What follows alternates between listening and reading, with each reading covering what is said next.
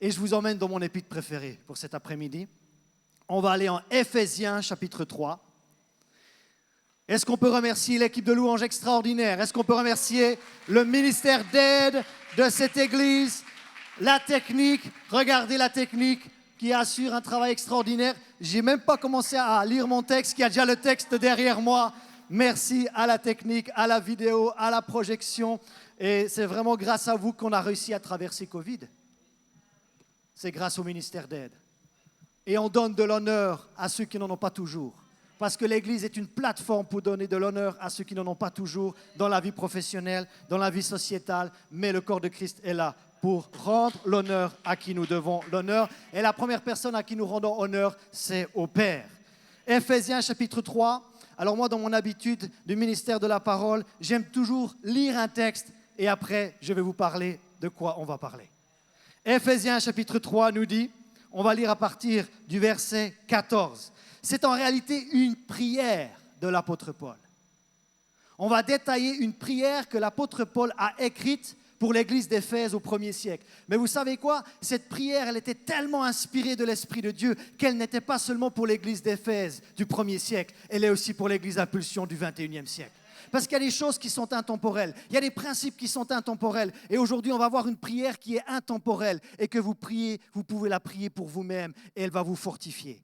On va lire cette prière d'abord. Éphésiens chapitre 3, verset 14. À cause de cela, c'est Paul qui parle, fléchis les genoux devant le Père de notre Seigneur Jésus-Christ, duquel tire son nom toute famille dans les cieux et sur la terre, afin qu'il vous donne, selon la richesse de sa gloire, écoutez ceci, d'être puissamment, comment? Puissamment fortifié par son esprit dans l'homme intérieur, en sorte que Christ habite dans vos cœurs par la foi, afin qu'étant enracinés et fondés dans l'amour, verset 18, vous puissiez comprendre avec tous les saints quelle est la largeur, quelle est la longueur, quelle est la profondeur, quelle est la hauteur, et connaître l'amour de...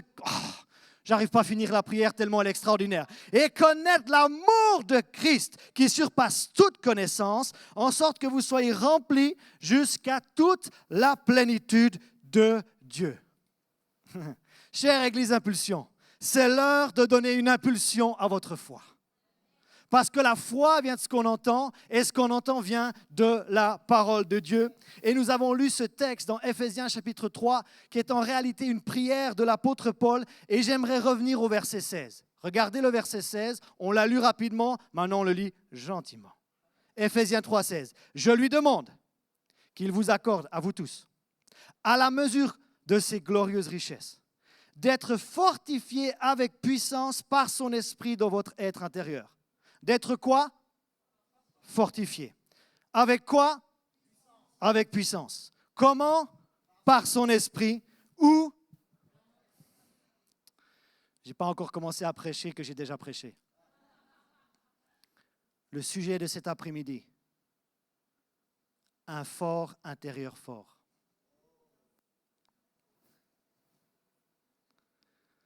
La langue française est tellement belle qu'il est permis de jouer avec elle. Et pour les puristes, je n'ai pas mis d'accent aigu sur l'intérieur parce que quand j'écris en majuscule, je n'aime pas mettre des accents sur les majuscules. Je suis de la vieille école. On va parler cet après-midi d'avoir un fort intérieur fort. Le verset 17 que nous avons lu tout à l'heure nous dit que le Christ habite où? Dans votre cœur. Le mot cœur dans la Bible, ce n'est pas forcément l'organe, c'est tout l'être intérieur. Que le Christ habite dans votre cœur par la foi. Qui? Le Christ.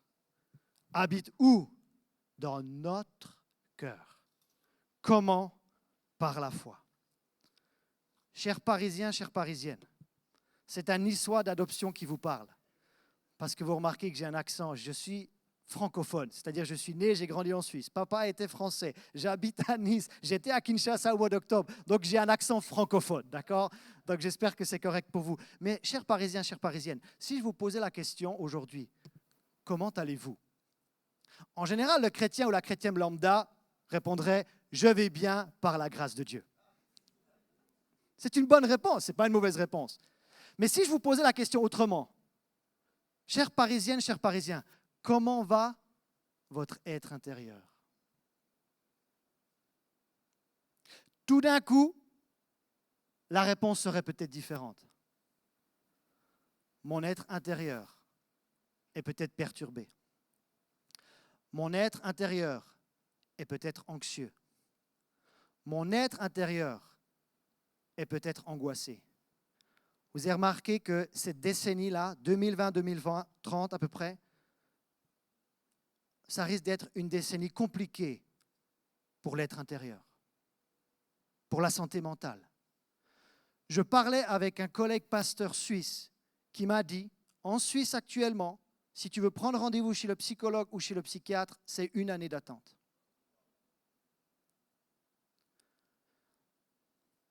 Maintenant, ma question est la suivante.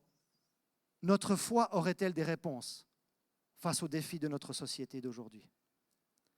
Et honnêtement, j'ai envie de dire, avec conviction, avec amour et avec sincérité, j'en suis convaincu que notre vie de foi peut apporter les réponses si nous prenons soin de notre fort intérieur. Et c'est en réalité la prière de Paul pour les Éphésiens. Il leur dit, ce que je prie pour vous, Éphésiens, c'est que votre être intérieur soit puissamment fortifié, pas par nos propres forces, par son esprit. Que l'on soit enraciné et fondé dans l'amour de Christ et par la foi. Alors en vous parlant du fort intérieur, je ne suis pas diamétralement opposé à l'idée de prendre soin de son être extérieur. Avant de venir vous voir, je suis passé chez le coiffeur. J'ai mis ma chemise country, j'ai mis mes chaussures cirées. Je me suis dit, écoute, Philippe, tu débarques à Paris. Paris, c'est Paris, quoi. Tu ne peux pas arriver à Paris comme ça. Non, tu ne peux pas mettre des jeans à trous. Non. Il faut quand même avoir une certaine allure. Tu vas dans la capitale. Donc, quand je parle de prendre soin de son fort intérieur, je ne suis pas en train de dire qu'il ne faut pas prendre soin de son être extérieur. Mais en réalité, l'être extérieur, les médias de masse nous en parlent en long, en large, en travers et en profondeur.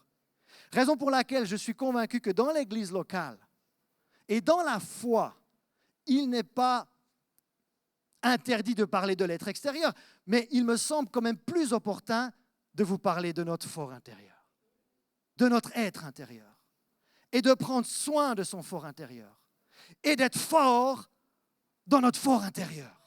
Un fort intérieur fort. Et si on prend le soin de construire notre fort intérieur, l'extérieur va briller. Quand on prend soin de l'intérieur, ça va émaner à l'extérieur. Mais certaines fois, quand on prend que soin de l'extérieur, ça ne rentre pas à l'intérieur. Un autre verset qui nous parle de notre être intérieur, pour vous dire à quel point il est plus important que notre être extérieur, bien que je sois allé chez le coiffeur cette semaine. 2 Corinthiens 4, 16. 2 Corinthiens 4, elle a déjà trouvé, trop fort. Voilà pourquoi nous ne perdons pas courage. Alors peut-être, si vous n'allez pas bien dans votre fort intérieur, ne perdez pas courage. Et même si notre être extérieur se détruit, et oui, si je laisse pousser ma barbe, il y a des aspects blancs qui commencent à apparaître. Si je commence à sourire, il y a des rides qui arrivent autour de mes yeux. J'ai 40 ans, je sais, j'en fais 30, mais j'en ai 40.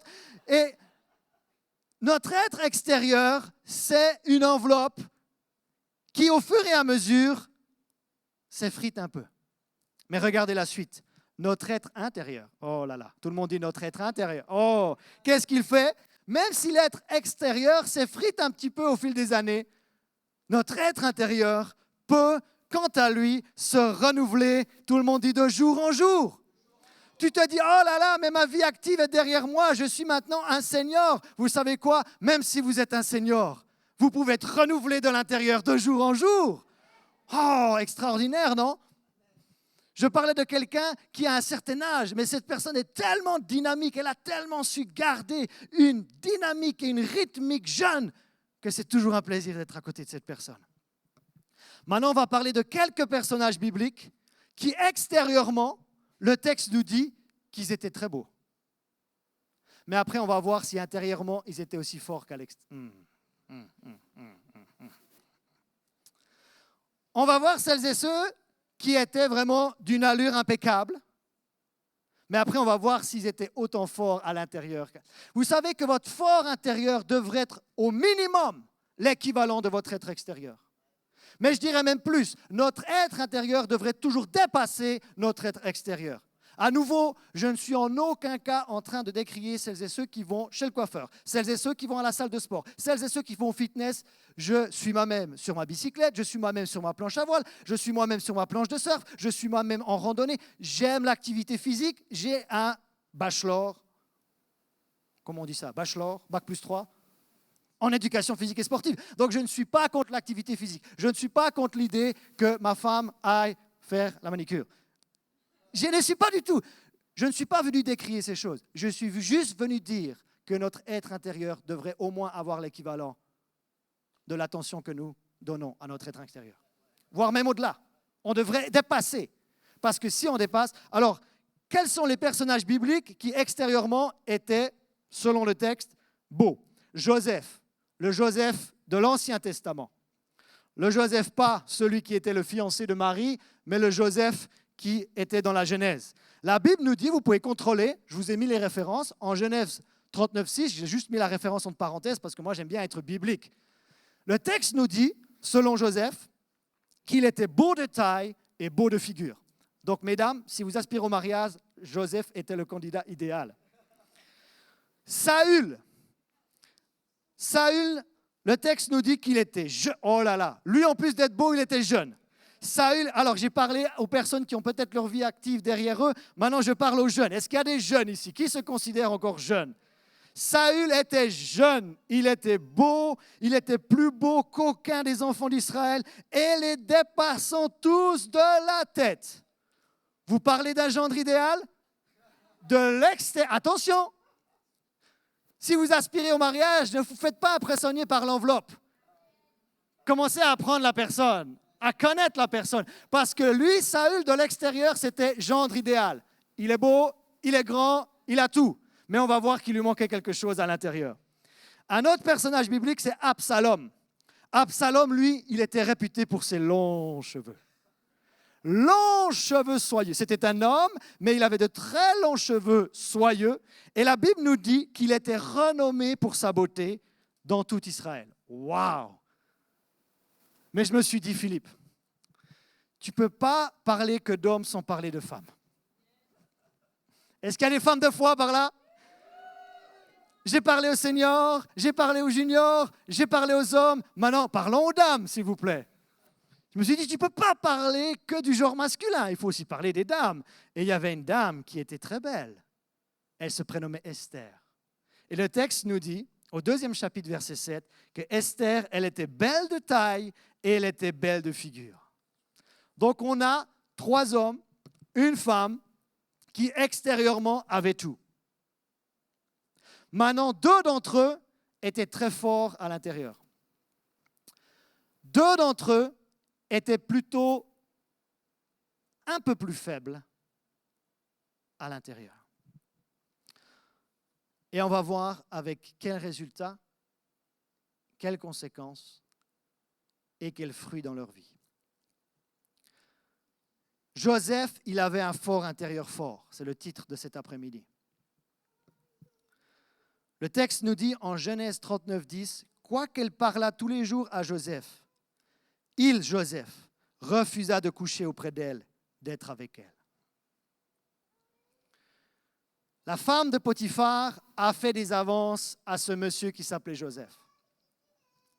Mais Joseph, ayant un fort intérieur fort, a réussi à résister à la tentation.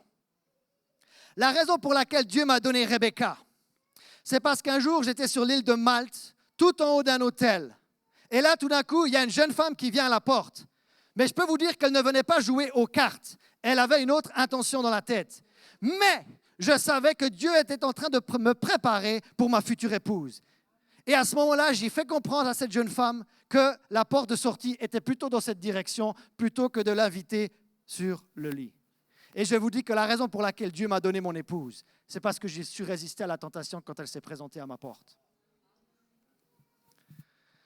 Et le principe est le suivant avec Joseph. Un fort intérieur fort nous fait marcher dans l'intégrité. Un fort intérieur fort, merci beaucoup, nous fait marcher dans l'intégrité. Un fort intérieur fort va faire en sorte que nos mariages restent forts. Un fort intérieur fort va faire en sorte que nos familles restent fortes. Un fort intérieur fort va faire en sorte que nos églises marchent dans l'amour et non dans la division.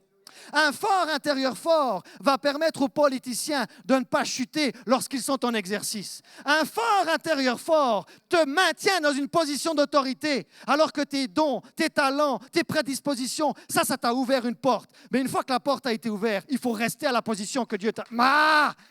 Et ça, c'est seulement le fort intérieur fort qui va te permettre de maintenir la position que tes dons t'ont... Et ça, c'est ce qu'on apprend avec Saül, qui était beau, qui était grand, qui était mince, qui était élancé. Madame, Saül, c'était le Lucky Luke de l'époque.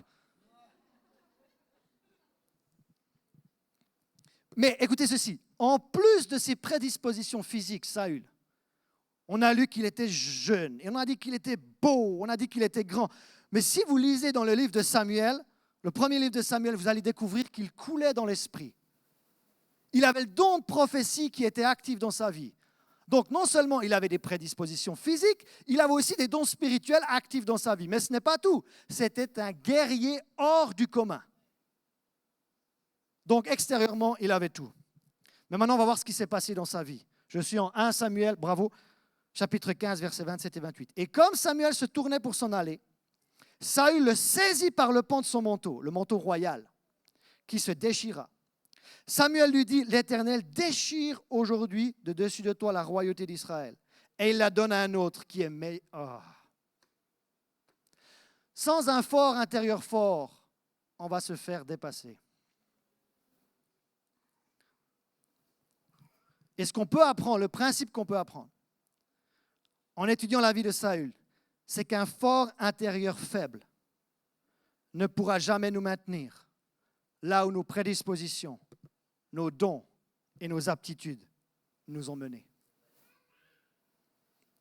Il y a une chose qui est sûre, c'est que tes dons vont t'ouvrir des portes. Tes capacités vont t'ouvrir des portes.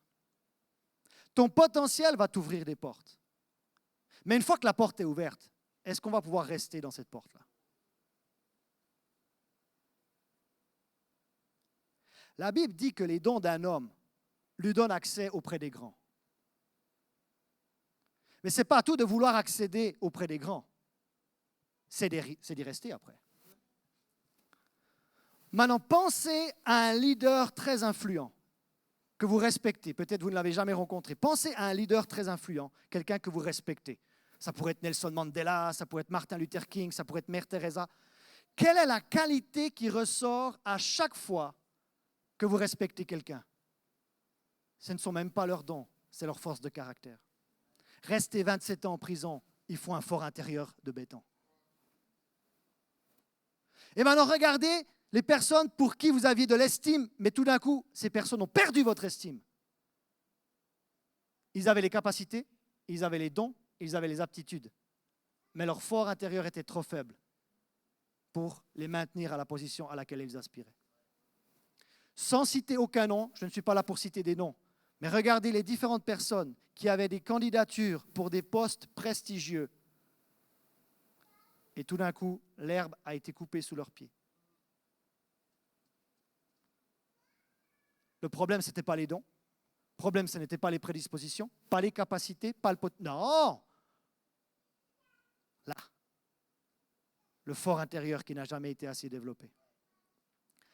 Et quand j'ai eu un contact avec votre pasteur cette semaine, moi, quand je visite une église, je veux toujours respecter l'autorité en place. Je veux toujours être une bénédiction pour l'église. Et j'ai dit, pasteur Laurent, est-ce que tu veux que j'aille dans une direction précise ou tu me donnes carte blanche? Il m'a dit, je te donne carte blanche. Ou tu pourrais parler de quelque chose qui te travaille actuellement. Et j'étais en train de marcher à la boulangerie. Le boulanger va à la boulangerie. Et j'étais en train de réfléchir. J'ai dit, Seigneur, cela m'importe peu que mon nom soit connu un jour ou pas. Cela m'importe peu d'être fort à l'extérieur ou pas. Mais s'il te plaît, fais de moi quelqu'un de fort à l'intérieur. Parce que si je suis fort à l'intérieur, je vais pouvoir garder mon couple. Si je suis fort à l'intérieur, je vais pouvoir être un bon père. Si je suis fort à l'intérieur, je vais pouvoir être un bon pasteur. Si je suis fort à l'intérieur, je vais pouvoir être un exemple pour la prochaine génération. Si je suis fort à l'intérieur, je vais peut-être par grâce de Dieu être une inspiration pour d'autres. Mais le jour où j'espère cette force à l'intérieur, tout risque de s'écrouler. Peu importe si mon nom sera connu ou pas. De toute façon, mon nom est déjà connu, soit à la boulangerie, soit pour acheter un téléphone portable chez Boulanger. Mais peut-être que mon prénom n'est pas encore connu. Mais ma prière du moment, et c'est ce que j'avais envie de vous partager, fais de moi quelqu'un de fort à l'intérieur.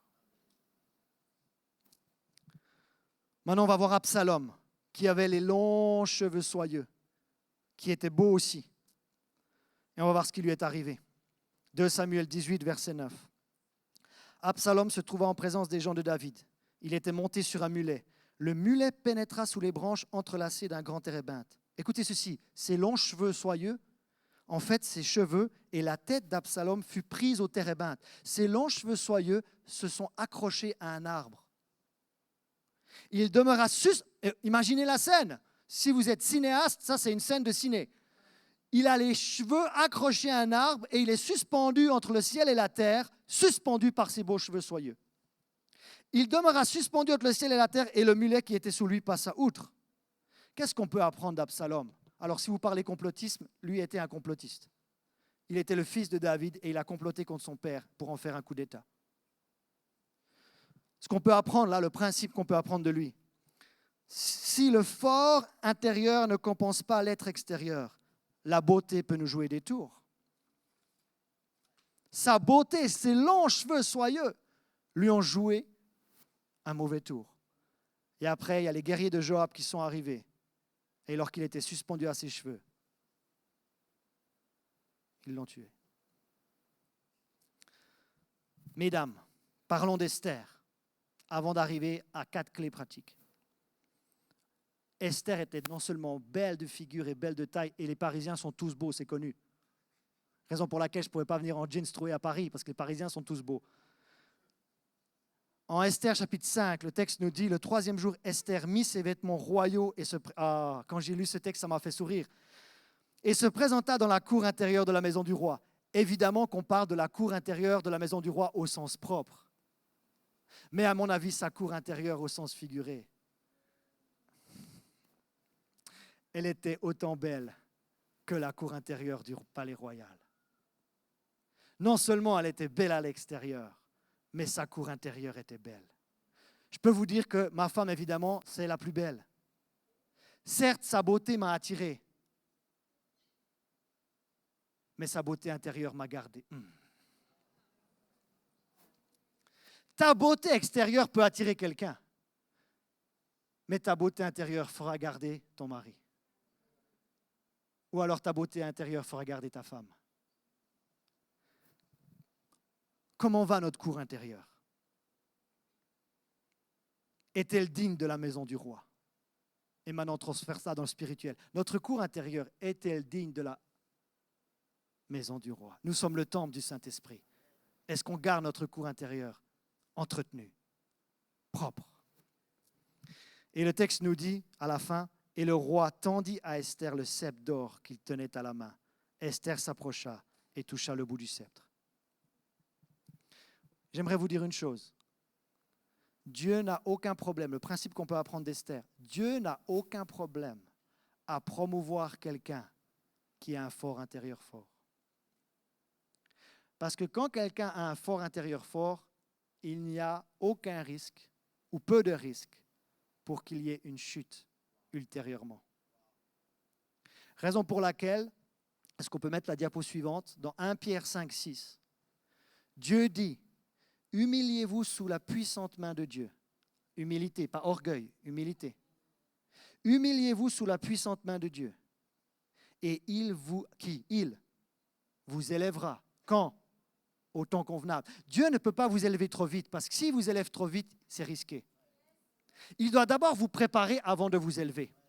Parce que s'il vous élève trop vite, ça peut être une occasion de chute. Raison pour laquelle, ce qu'on peut apprendre d'Esther, c'est que Dieu peut promouvoir un fort intérieur. Vous avez vu, j'ai mis l'accent quand j'écris en minuscule. Dieu peut promouvoir un fort intérieur fort, parce que quand un fort intérieur fort est fort, la personne va pouvoir garder la position que Dieu veut lui donner. Donc, ne confondons pas vitesse et précipitation.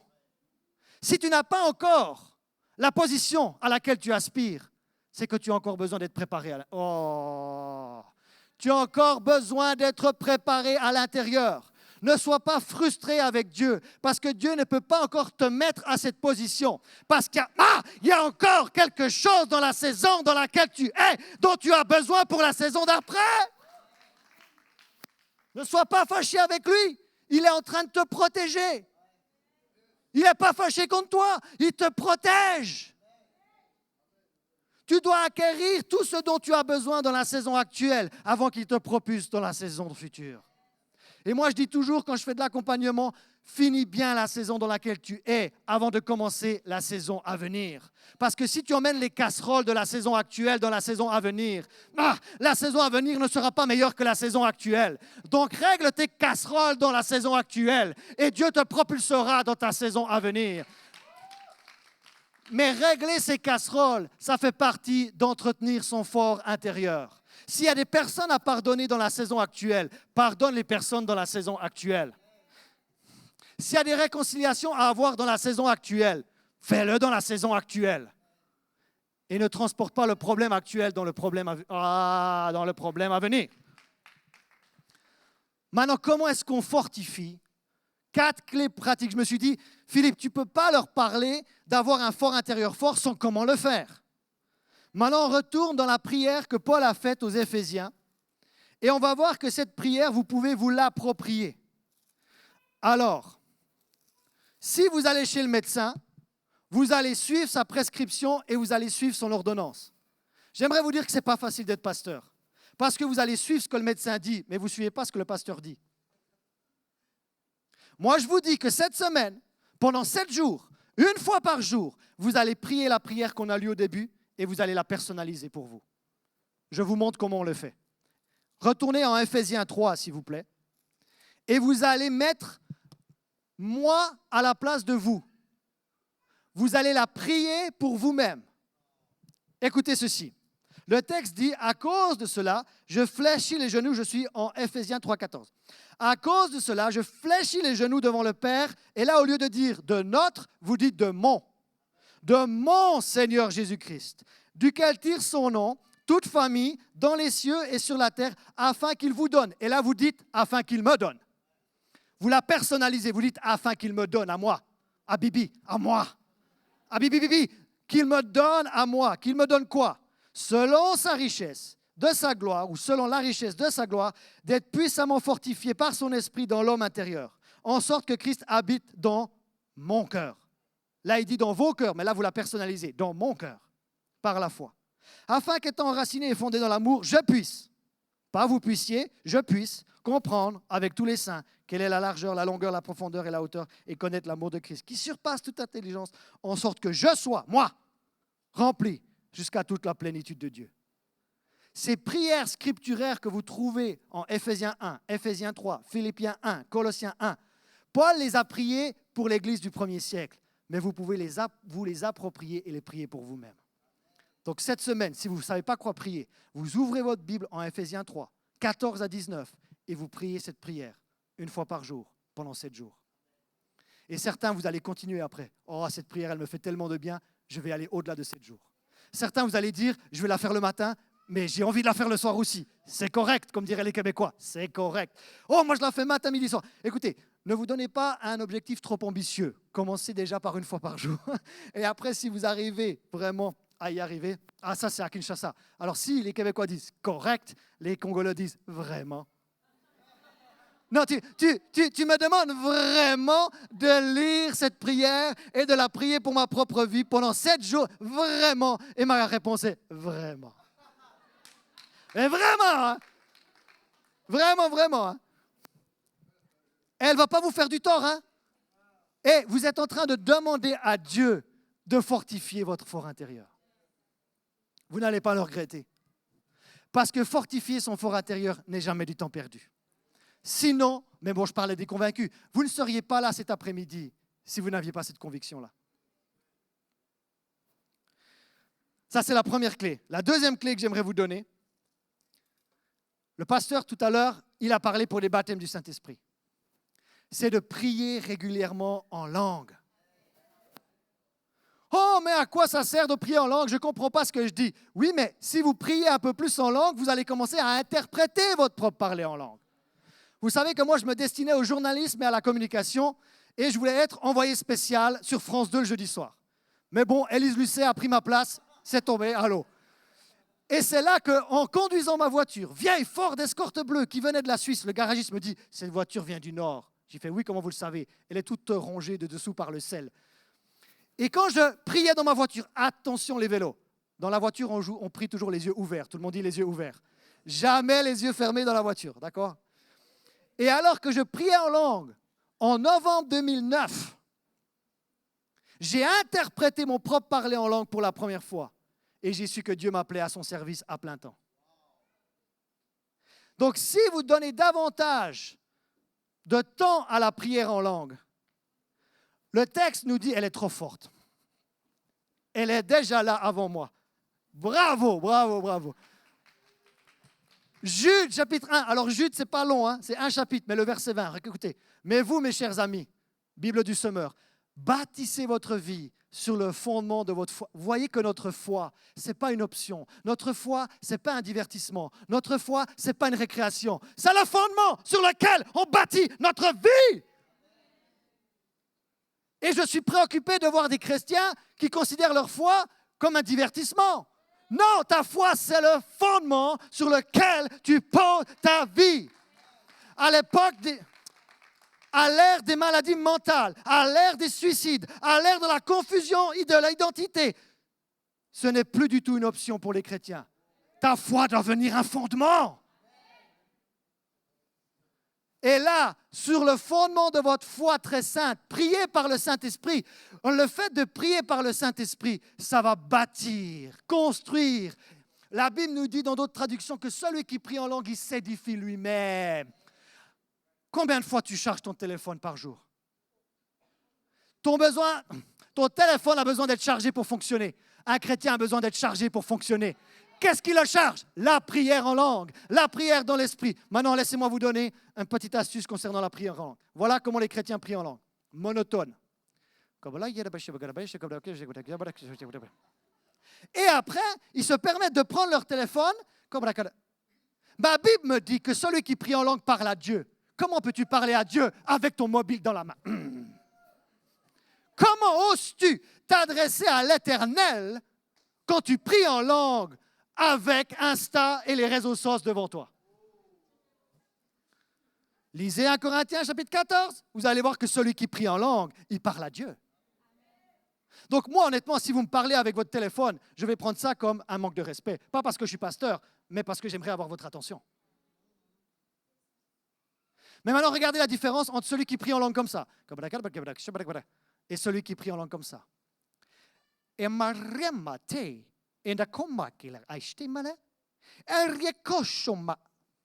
Ponctuez votre parler en langue par la foi. Quand je parle là, des fois je monte, des fois je descends, des fois je fais une pause. Parce que j'ai envie que l'Esprit vous travaille. Quand vous priez en langue, ponctuez-le par la foi. Pas toujours le même flow. Et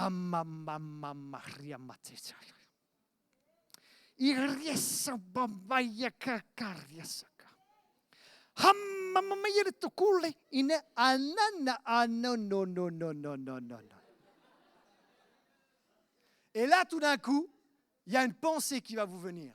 Il y a une illustration et vous allez apprendre à prophétiser. Parce que celui qui prophétise, il édifie, il exhorte et il console. Et tout d'un coup, le Saint-Esprit va te dire, prends contact avec Alain. Ça fait longtemps que tu ne l'as pas vu. Écris-lui et encourage-le. Une fois, j'ai écrit à une personne qui s'appelait vraiment Alain. Il me dit, tu ne te rends pas compte, ce que tu viens de me dire, ça me va droit au cœur. J'en avais besoin. Mon intelligence ne savait pas. Parce que quand tu pries en langue, l'intelligence demeure stérile. Mais quand tu pries en langue, il peut aller chercher des choses que ton intelligence ne connaît pas encore. mais ça va édifier quelqu'un. Et dans l'esprit, il n'y a pas de frontières. La personne peut être à La Réunion, la personne peut être sur l'île Maurice, la personne peut être dans les Alpes suisses.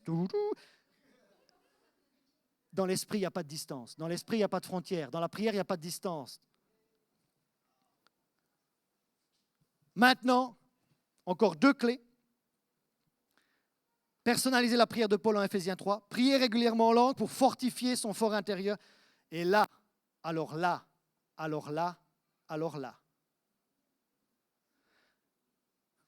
certaines fois, j'aimerais pouvoir faire 3 tours de Bible sur la tête de quelqu'un et résoudre tous ses problèmes.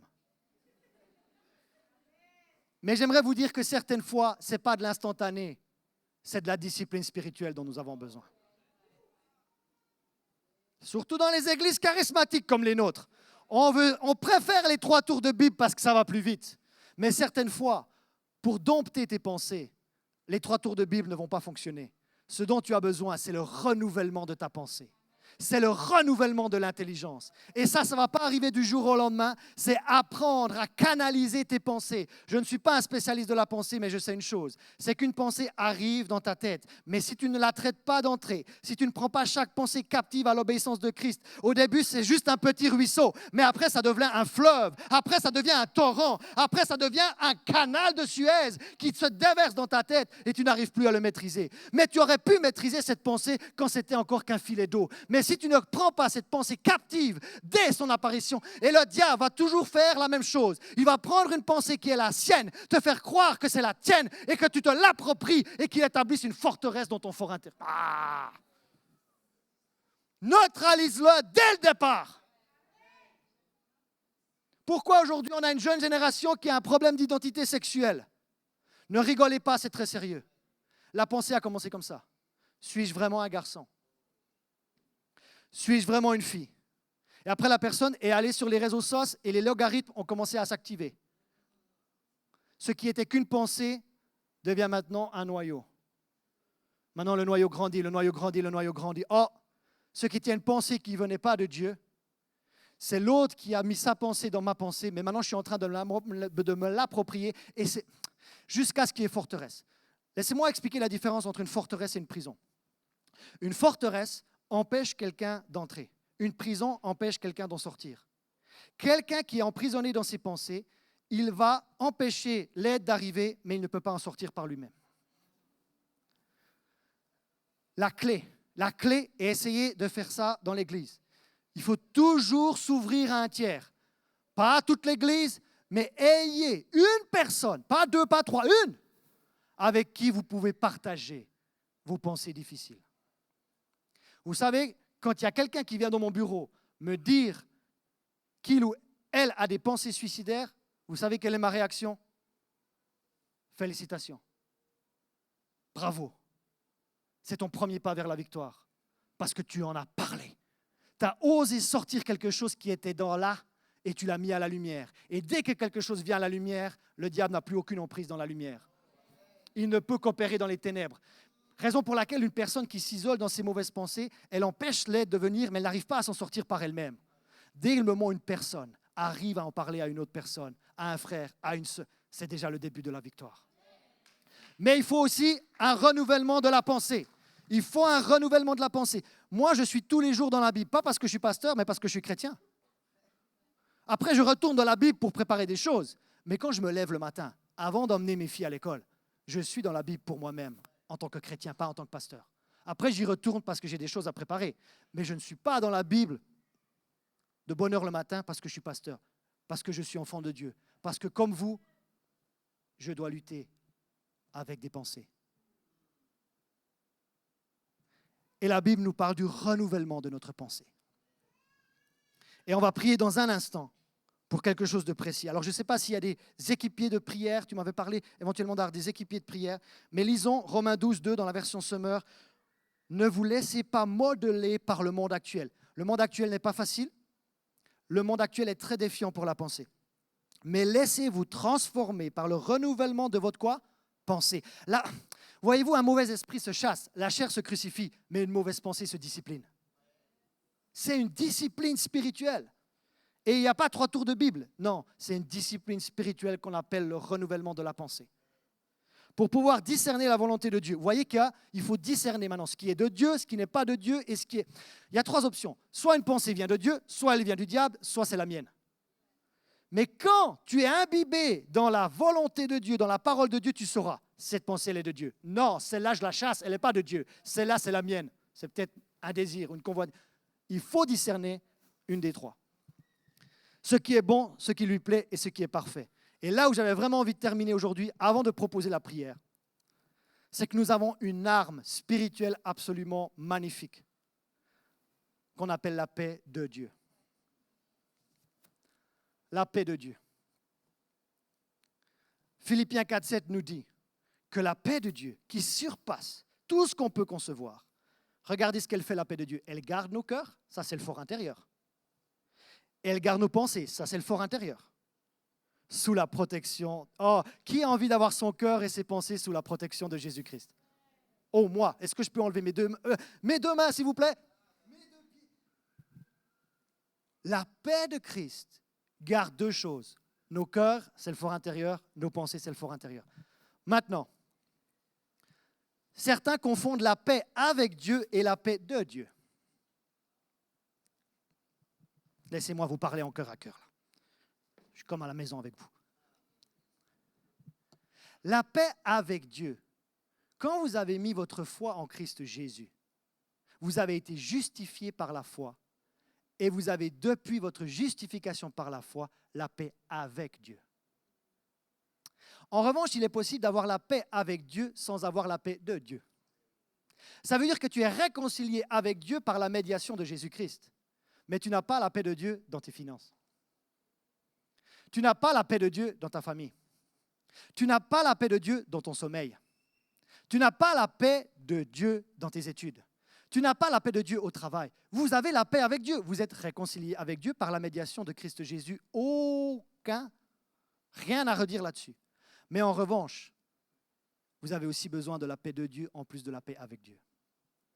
Et ce qui garde vos cœurs et ce qui garde vos pensées, c'est la paix de Dieu. Et c'est une arme défensive et offensive pour le chrétien. Le soldat romain, il avait des chaussures de guerre. Il avait des jambières et il avait des semelles avec des crampons et le tout était tenu par des lanières. Mesdames, sortez vos spartiates, vous savez de quoi je parle. Vous avez vu, hein? Je ne suis pas contre les belles chaussures. Regardez les miennes. Et ces jambières lui permettaient d'être protégé contre les pierres et les épines sur les terrains difficiles. Ces crampons lui permettaient de garder la stabilité quand le terrain était un petit peu vague. Et le tout était tenu par des lanières. Pourquoi je vous dis ça? Parce que Paul nous parle de l'évangile de paix. Et il nous parle des chaussures. Et il est attaché à un soldat romain. Et il nous parle des chaussures et du zèle que donne l'évangile de paix. Maintenant, regardez ce que la paix de Dieu va vous faire. La paix de Dieu va mettre tes jambières sur toi. Et elle va t'empêcher que les soucis et les inquiétudes de ce monde, lisez la parabole du semeur, vous allez voir que les soucis et les inquiétudes de ce monde vont essayer de vous lacérer. Mais si tu as la paix de Dieu, si tu as la paix de Dieu, tu peux avancer et les inquiétudes ne te touchent pas. Tu peux avancer et le sol pierreux ne te touche pas parce que tu as la paix de Dieu. Tu ne sais pas comment tu vas régler ces factures, tu ne sais pas comment tu vas régler ces dettes, mais puisque tu as la paix de Dieu, tu ne sais pas par où ça va venir, mais tu sais que ça va venir. Tu ne sais pas comment tu vas finir ton année fiscale, tu ne sais pas comment tu vas finir, mais la question, ce n'est pas de savoir comment, c'est de savoir qu'il va le faire. Et la paix de Dieu te donne cette conviction. Je ne sais pas comment il va le faire, mais il va le faire. Parce que vous savez quoi, votre foi devrait être dans la source, mais la source peut utiliser n'importe quel canal. Ne mettez pas votre foi en quelqu'un en particulier, mettez votre foi en lui. Et tout d'un coup, il va utiliser un canal que vous n'aviez même pas idée qu'il allait utiliser. Oh, moi j'ai grandi avec ma maman, parce que mère célibataire qui a fait grandir 3 fils, et au bout d'un moment, c'était dur de joindre les deux bouts. Faire éduquer 3 fils avec une carrière en pharmacie, tout d'un coup, à la fin du mois, il n'y avait plus assez. Et tout d'un coup, dans la boîte aux lettres, quelqu'un d'anonyme avait glissé juste le montant dont nous avions besoin pour boucler les deux bouts. Mais regardez, la paix de Dieu, en plus de vous protéger contre les inquiétudes et les soucis de ce monde, la paix de Dieu les chaussures du soldat romain, le garder stable dans le terrain vague. Et je déclare aujourd'hui à Église Impulsion que la paix de Dieu te gardera stable dans un monde instable. Je peux vous dire que le monde va vers l'instabilité. Mais il est possible pour l'enfant de Dieu, qui a la paix de Dieu dans son cœur et dans ses pensées, de rester stable dans un monde devenu instable.